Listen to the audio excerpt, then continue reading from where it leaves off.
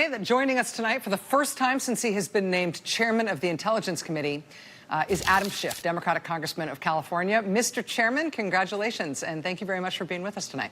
Thank you. It's good to be with you. So I have a lot to ask you about, so I'll warn you right now.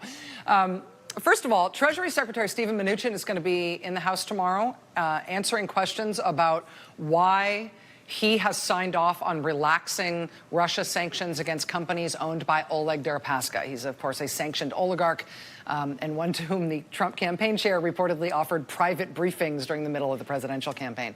I know that you are one of the committee chairs in the House who requested this briefing from Secretary Mnuchin. What are you expecting from that tomorrow? Well, I'd like to know why. Why is this effort being made to accommodate Oleg Deripaska, this oligarch close to the deal itself still gives Deripaska enormous control over these companies. I think a 45% or 43% share in this aluminum company. It's a pretty sweet deal for Deripaska and for these companies. Why are we bending over backwards to accommodate them? Only, I think, about 9 months after the imposition of these sanctions, something just doesn't smell right about this transaction. I'd also like to know whether the Treasury Department and the people that enforce these sanctions were of one mind about this, or whether there was internal dissent or opposition to this decision, because it just doesn't quite add up to me. In terms of that type of process that you're describing there, if there was dissent in the Treasury Department, are you, as chairman of the Intelligence Committee, are you and your colleagues allowed access to those internal negotiations, that internal process, and the records thereof from the Treasury Department as part of your oversight responsibilities? Well, we're certainly going to try to find out tomorrow whether there was uniformity of opinion about this, or whether the Treasury officials that in fact push for these sanctions to be imposed not just on Deripaska but on his companies somehow change their minds, or whether they continue to think that those sanctions are warranted. Deripaska is, of course, not the only Russian oligarch who's been sanctioned. There are a great many others, and a great many of them are likewise in charge of very large companies and have very large holdings. Why are we treating this particular oligarch differently? I just don't understand the rationale. I also want to ask you, sir, about the reports concerning Paul Manafort and these allegations from the special counsel's office, which we learned about through a strange process yesterday, these sort of muffed redactions that Manafort's lawyers tried to impose on a court filing, and they screwed it up.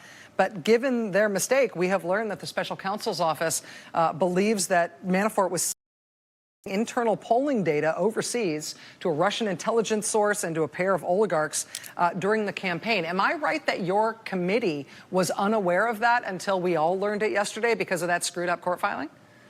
Yes, you're absolutely right. We had wanted to bring Manafort in earlier, and at the time he became a person of interest to the Mueller investigation, and that opportunity was foreclosed.